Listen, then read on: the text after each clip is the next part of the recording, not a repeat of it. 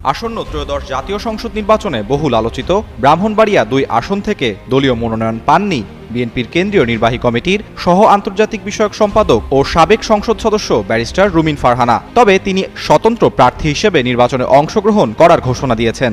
এমনকি মনোনয়ন কেনার আগেই পদত্যাগ করবেন বলে তিনি জানান। মঙ্গলবার বিকালে মোবাইল ফোনে বিষয়টি নিশ্চিত করেছেন তিনি। রুমিন ফারহানা বলেন, ব্রাহ্মণবাড়িয়া ২ আসন থেকেই আমি নির্বাচন করব। বিএনপি এত বড় দল, তাদের ভালো মন্দ দেখতে হয়। যেহেতু জমিয়তে উলামায়ের সঙ্গে তারা জোট করেছে, আসন না দিলে কেমন করে জোট হবে? দল বাধ্য হয়ে তাদের আসন দিয়েছে। দলের কেউ স্বতন্ত্র প্রার্থী হলে বহিষ্কার করা হবে। বিএনপির এমন বার্তা সম্পর্কে রুমিন ফারহানা বলেন, যদি ব্যবস্থা নেওয়ার দরকার হয় দল অবশ্যই ব্যবস্থা নিবে, আমি তো বাধা দিতে পারবো না। তবে মনোনয়ন কেনার আগেই সম্মানের সঙ্গে দল থেকে পদত্যাগ করব।